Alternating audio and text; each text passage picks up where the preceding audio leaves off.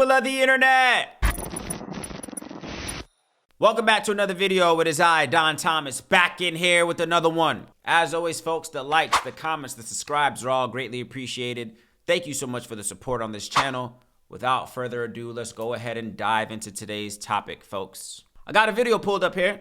It comes from CNBC entitled, Why Getting a Good Job Feels So Difficult. Now, of course, you guys know, you may be aware, of course, of just the current economic standing in America here, where layoffs have been a thing, where, quiet quitting. We've heard so many terms as it relates to careers, and it's hard out here. I know people personally, I know people that I've seen online, especially here on YouTube, of course, as well, too, people that have saying they've either been laid off or they're in the job market actively looking to get a job.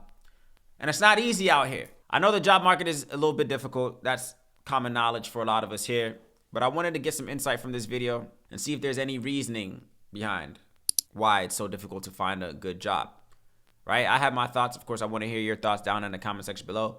Let's watch a little bit of this video. Of course, it's a little bit long. We won't watch the full thing, but let's gather a little bit of context. I'll share my thoughts. You guys can share your thoughts as well too, and we will go from there. Let's get into it. The benchmark of a six-figure salary used to be the gold standard income. Many entry-level job seekers find themselves in a catch-22. In order to get experience, you need a job. But in order to get that first job, you need experience. Over a third of employers refrain from hiring recent Gen Z college graduates in favor of older employees. People making well over six figures are still living paycheck to paycheck. 90% of organizations are concerned about employee retention. Our parents would get pensions, they would work for a company for a certain amount of time, retire, and be paid for the rest of our lives. So the incentives have shrunk, and so the loyalty is just not there. More than half of Americans say they would need at least $100,000 a year to be financially comfortable. The benchmark of a six-figure salary used to be the gold standard income. It represented the tipping point of finally earning a disposable income and building a savings, spending based on your wants, not just your needs. The American dream is what makes a middle-class lifestyle. You're able to pay your bills. You're able to put food on the table, put a roof over your family's head, and you have some additional savings. Now, people making well over six figures are still living paycheck to paycheck. What used to symbolize financial freedom is now keeping people stressed about making ends meet. 26% say they would need more. A salary in the range of $100,000 to $149,000 per year would make them feel financially comfortable. I think unfortunately what has happened is that wages haven't kept up with the cost of living by and large for the last 50 years or so. And so it becomes increasingly hard for many families to be able to attain that sort of middle-class lifestyle, that American dream. How much you need to feel financially secure varies so much depending on not only your geographical location, but of course your lifestyle. It used to be that a six-figure salary was like the gold standard, but nowadays that may not be enough to make ends meet in certain parts of the country, especially like New York or San Francisco, where it costs so much more just to cover your daily expenses. Here's why a $100,000 household income no longer buys the American dream. Pause right there real quick, man. A lot of the things that were discussed so far in this first half of this video is what we've kind of already known. And it's kind of sad because, of course you saw the percentage there. I believe, what was it, 56% of people say they feel they need to be making anywhere from $100,000 to $150,000 per year to live comfortably, right? You're hearing that used to be the gold standard. People can't set realistic goals in terms of buying a home, starting a family off of the expenses, or of course the salaries that we're having current day, because everything has went up. We've been learning about inflation, and I was thinking about it, the tricky thing about inflation. Inflation is just inflation, to my understanding, of course, all you economists out there can correct me if I'm wrong, but inflation isn't inflation supposed to be a temporary thing? Isn't inflation something that goes up and then should be coming down and goes up, and then the prices of things, how groceries had to go up or whatever the case is, it never came back down. I don't know about you guys or where you guys live in the world, but it's just groceries went up and stayed up and it never went back down. So it's just the most frustrating thing, in my honest to God opinion, is the fact that cost of living has increased, but the finances of these workers and the jobs in these careers are not living up to the expenses. So it's just your $50,000 a year salary used to be able to get you by for you and your family, whereas now that's barely scraping the surface, and it's unfortunate. And even just hearing that salary, you know, like 6 figures, I do agree that used to be the gold standard as well too. I feel like for some people making $100,000 a year, $150,000 a year, that's like out of arm's reach. Now, of course, one could rebuttal and say, oh, well, you know, upgrade your skills, man, learn a new trade or go back to school, whatever the case is, but it's easier said than done. So it is a little bit frustrating, man. It's a little bit frustrating because I always like to say as well too, there's some jobs that don't properly compensate people for the work and their education, whatever the case is. And then the price of living is just too expensive. Childcare, healthcare. It's like, it's too expensive and these jobs are not paying enough. So it's just like, and I realize they put good, again, this video is titled, Why Getting a Good Job Feels So Difficult. And of course, they put good in quotations because good can be subjective. What does a good job look like these days? When companies aren't hiring, it's like playing the lottery to at least get a call back from recruiters. You done maybe put in 100 applications to apply for a job, and then all of a sudden you're not getting any callbacks, no leads. I'm hearing stories of people going 3, 6, 9 months, almost, if not even longer, trying to find sufficient employment. And it just seems like the criteria is getting a little bit more and more difficult and out of reach for people that are trying to get back into the workforce or have maybe got laid off or whatever the case is. So it's just like, it's a little bit frustrating, man. I'm always wondering, like, what's the alternative? If jobs are firing people left and right, and jobs are not hiring people, what are people supposed to do? Let's get back into this video. Let's watch a little bit more. Why a $100,000 salary doesn't pay for American dream. What is the American dream? And are we straying further and further away from the quote unquote American dream? Go Banking Rates analyzed how much a family of 2 adults and 2 children would need in each state to own a home, a car, and a pet, as well as have an additional 20% of their income for savings and 30% for discretionary spending. The core of what the American dream means is some amount of economic security, that you feel like you can get by and do a bit better. Maybe do better than your parents, maybe be able to afford a house, certainly be able to save for your children's future. All 50 states require more than a $100,000 annual income, with 38 states needing more than $140,000. The most affordable states, Mississippi, Arkansas, and Kentucky, need between $109,000 and $117,000. The median income for a household of 4 people in each of those states in 2022 was between $71,000 and $87,000. Hawaii, California, and Massachusetts are the most expensive. Each requires an annual income of more than $240,000. The median income for a family of 4 in those 3 states in 2022 fell at least $94,000 short of what's required for the American dream. A different analysis from EPI found that in about 80% of the country, a family of 4 can afford their basic needs on less than $100,000 per year. Those include things such as housing, food, transportation, healthcare, childcare, taxes, and a few other basic necessities. It doesn't take into account anything extra. It's really just putting food on the table, putting a roof over your head, getting healthcare for your family. And so you're not saving for a rainy day if something happens to somebody or if they lose their job. So there's no extra in there for retirement, for kids' college. Those are the kinds of things that many people want to save for. Those are the many things that people consider a part of the American dream. I chuckled a bit when they talked about a rainy day, saving for a rainy day.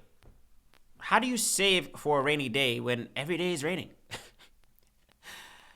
There's so many expenses, man. Again, groceries, childcare if you have kids. Again, I'm a single man. I live alone. I have my own finances, whatever the case is, or, you know, the things that I'm responsible for in terms of just like bills, whatever the case is. And that in itself is a task, let alone the people who have children, multiple children, you know, kids gearing up for college or whatever the case is. Like, there used to be a period of time where people could sufficiently save for, you know, the things that happen in our life. Again, maybe saving for a nice family vacation or putting a little something aside for your kids. You know, if you still think your children should be going to college, putting aside money for your children's college education, saving up for a car, a house, whatever the case is. So it's just like, these are all the things, yeah, I guess the American dream. These are all the things that people would like to do. Yeah, for sure. But it's just like, how realistic is it when the cost of living is increasing substantially and the jobs and just the economic status of a lot of things is not?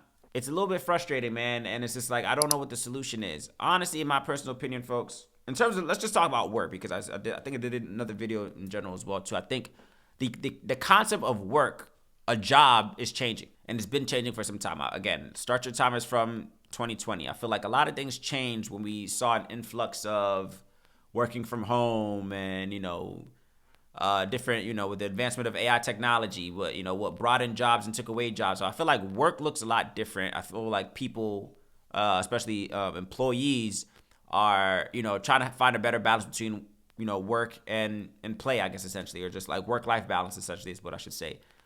So I feel like there's a demand on both sides. I feel like employers are maybe expecting a little bit more from their employees, whether that's be, working in the office 5 days out the week, or the output of their employees, or, basically how many hats, I guess, an employee can wear, their job responsibility. I think that's changing. And then on the employee side, I think employees want to be able to have a life outside of work and be able to earn a decent living that matches their lifestyle, even if they consider themselves living below their means or equal to their means, whatever the case is. So I feel like there's a lot of things, and honest to God, I don't know what the solution would be moving forward, to be completely honest, man. Honestly, I've been thinking about this personally as well, too, in terms of a job in America. The one thing that I give America, and I probably said this in another video as well, too, where it's just like, it is kind of what you make it. You can finesse a little bit in terms of just like finding multiple streams of income. Again, easier said than done. But if a job is not cutting it, that's when people start looking for alternative means. Again, hopefully we're speaking legally as opposed to illegally. So for me personally, man, in terms of just like speaking about work and compensation and fulfillment, if we want to throw that in there as well too, I feel like that's not necessarily what this video is talking about. I think this video is more so speaking towards the financial aspect of work. But I want to throw in fulfillment in there as well too, right? I would hope to assume that people are doing things that they feel are fulfilling, maybe not. But it's just like work is going to look different moving forward. Again, with the advancement of AI technology, with the advancement of, just the skill sets and things that people are acquiring and going to school for, what are the careers that are more in demand, work is going to look different for a lot of people moving forward. For these corporations, corporate America is looking a lot different. And I'm seeing a lot of people, of course, just loosely on social media that are complaining about their jobs, complaining about wanting to work, and then, trying to figure out what's the alternative. How do you keep up with your way of life when the jobs are no longer feeling sufficient? So for me personally, man, I always had this theory where it's just like, man, the new American dream might be to start creating your own dream, creating your own job, creating your own means of income. Because one thing that I was always worried about, of course, as well, too, is putting my all into a job that can lay me off one day. I have no control over that, or putting my all into a job that gets taken over by an AI robot, because, of course, jobs are always going to be the ones to streamline their work and find things that are more cost effective. So if your employer maybe found out a way that they can maybe cut costs a little bit, regardless of what you got going on in their life, they'll let you go. If you are disposable within your work, whatever your job title is and your job responsibility is, always keep in mind that job is going to do what's better for the job and not for you. So it's just like that type of vulnerability to an employer is a little bit scary. And I don't know if that's necessarily what defines the American dream. I think the American dream, when I think of it now, is going to go back to that entrepreneurial spirit where people will try to make things happen for their own. So whether that be starting their own businesses, or, maybe working for a company that feel like better aligns with their goals, or their, the company's mission, whatever the case is, the American dream is going to look a lot different. I think nowadays the current American dream is just survival, to be completely honest. I think people are just trying to find a way to survive, right? But I do think, again, as I said before as well, too, America is a place where you can kind of do what you want, in a sense of finding a job, in terms of creating a job, I guess you can say. I guess, again, it's difficult to find a job, right, depending on the industry that you work in. But in terms of creating a job, we got to give America credit.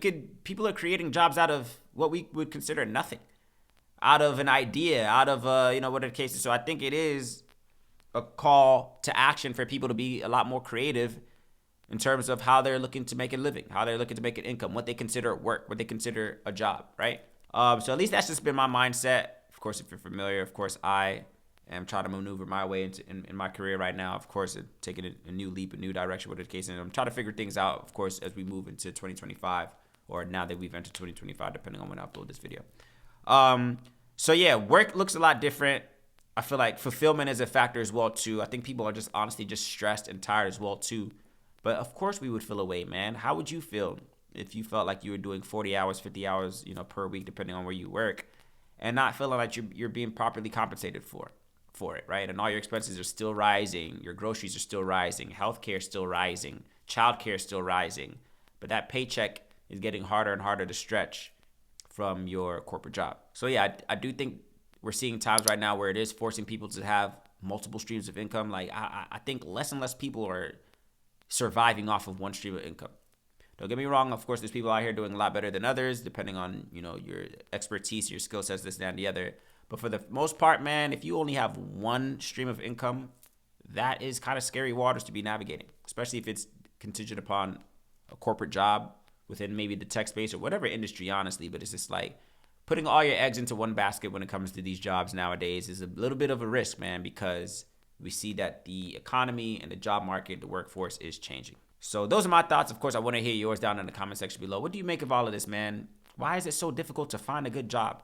And what do you think is the new American dream? Is the American dream changing? The American dream used to be get married, go to school, get a good job, save, go on vacations here and there, have kids, this, that, and the other. But I think we're kind of maybe straying away from that. I think a new American dream is forming.